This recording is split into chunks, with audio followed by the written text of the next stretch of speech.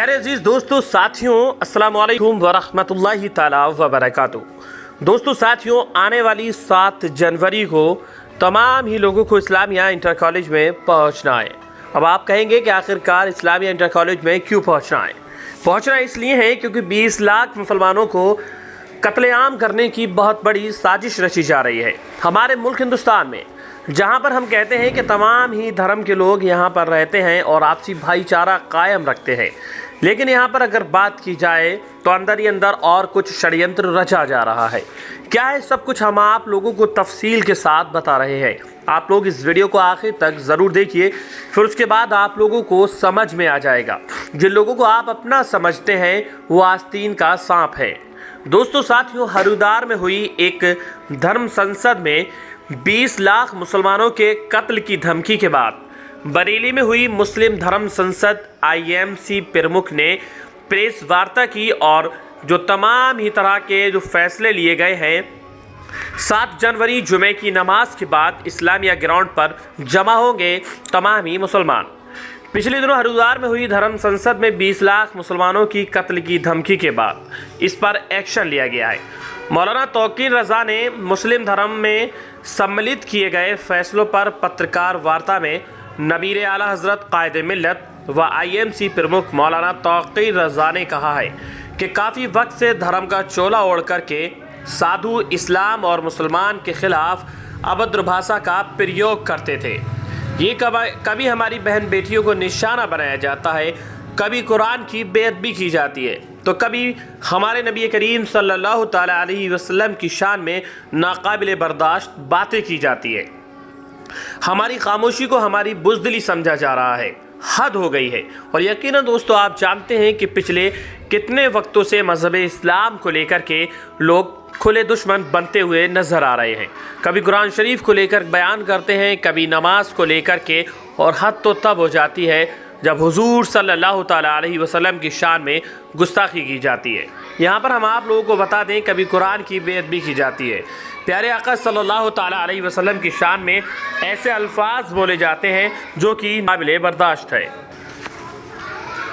आखिर कब तक इस तरह से आस्थाओं को ठेस पहुँचाई जाएगी? आपको बता दें कि शान में नाकाबिले बर्दाश्त बातें की जाती है, हमारी खामोशी को हमारी बुज़दिली समझा जा रहा है। और हद हो गई है कि जब हरिद्वार में धर्म संसद के नाम पर 20 लाख मुसलमानों के कत्ल की बातें खुलेआम की गई और उन आतंकवादियों पर कार्रवाई की जगह सरकार बिल्कुल खामोश है। इससे जाहिर होता है कि ये सब मिली भगत है। और नॉर्मल सी बात है, अगर आज कोई मुसलमान किसी तरह का स्टेटमेंट देता है तो शाम का वक्त नहीं गुजरेगा तब तक उसको गिरफ्तार कर लिया जाएगा। आखिरकार कब तक ये रहेगा? कब तक हम लोग खामोश रहेंगे और इस तरह की धमकियां सुनते रहेंगे? और यकीनन सरकार को इसमें कुछ अपना एक्शन लेना चाहिए कि इस तरह से किसी मज़हब को आप कैसे टारगेट कर सकते हैं कि 20 लाख लोगों को कत्ल किया जाएगा। मौलाना ने कहा है कि कोरोना से लेकर के तमाम ही मुद्दों पर न्यायालय खुद संज्ञान लेकर कार्रवाई करता रहा है, लेकिन आतंकवादियों की 20 लाख मुसलमानों के कत्ल की धमकी पर खामोशी मायूस करने वाली है। उन्होंने कहा कि जो लोग 20 लाख के कत्ल की बात करते हैं उन्हें ये मालूम होना चाहिए कि मरने वाला जब कुछ करेगा तो कितना बड़ा कत्लेआम होगा। हम नहीं चाहते कि दंगे फसाद हों, हम अमन चैन वाले लोग हैं। धर्म संसद में फैसला लिया गया कि 7 जनवरी जुमे के दिन बाद नमाज 20,000 मुसलमान बरेली के इस्लामिया इंटर कॉलेज में जमा होंगे।